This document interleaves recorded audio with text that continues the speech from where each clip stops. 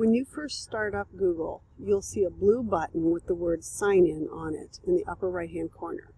Go ahead and log in to Google Chrome with your school Gmail account.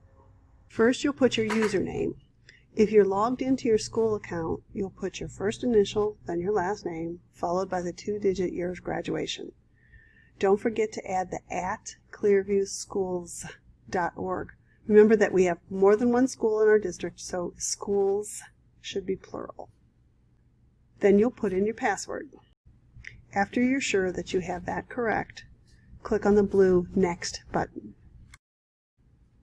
You will probably be prompted to save the password at this point. If this is a computer or phone that you only use, then that's fine. Go ahead and save your password. If you're using a public computer, then do not save that password. I'm going to hit save. Then you're going to be asked if you want to sync your Google account. You do. You should click sync and then link data. So always sync and link. That way you make sure whenever you are logged into this account, wherever you are that you log in, all of your bookmarks and your settings and your passwords will follow you. That way everything will look exactly the same on all your devices. That will make it much easier for you to find what you're looking for and much easier for you to remember how to get into every app that you need. You'll have to choose sync and link data every time you log in on Chrome on a new device. Remember, if you don't choose sync and link every time on different devices, you'll be surprised when your bookmarks and your passwords don't show up and you can't find them again later. And Google always asks one more time if you want to turn on sync. Click Yes, I'm in.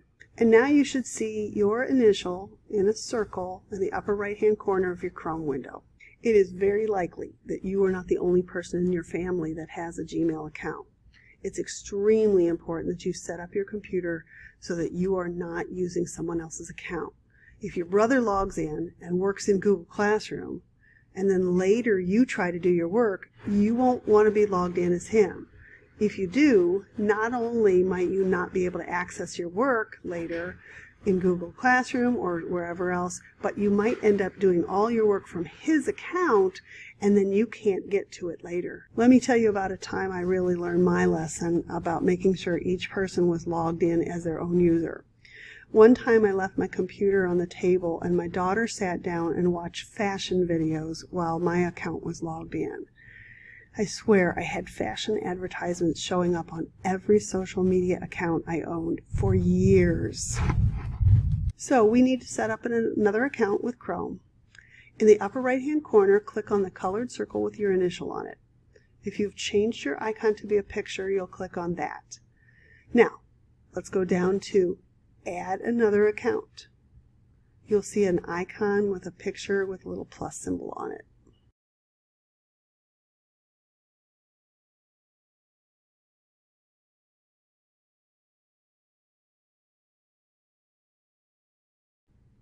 When you do that, the next person can sign into their account. Remember, if it's a school account, you must have the @ and then your school's domain, and ours is clearviewschools.org. If you are adding a normal Gmail account, you don't have to add that @gmail.com. It'll assume that.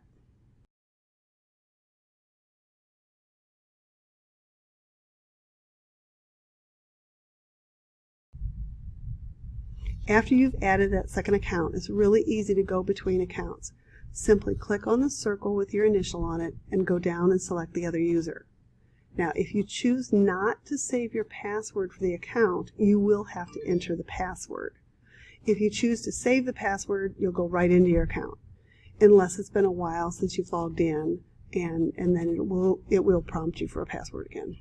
From now on, make sure in the upper right-hand corner that you check that you are using your account. You shouldn't have any problems accessing your account if you do. So let's say your brother's a pain and you don't want him getting into your account. You can also log out when you are done working on whatever it is you are doing. Simply click on the circle with your initial, go down to Sign Out and click.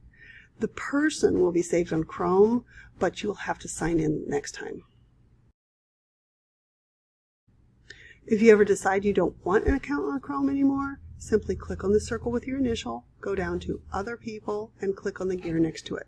Hover over the right-hand side of the person that you don't want anymore until you see that stoplight menu. Click on that and then select Remove this person. So after watching this video, I hope you realize that the most important thing you do when you are using Google Chrome is to make sure that you remember that you are logged in as you. You'll be really glad you did.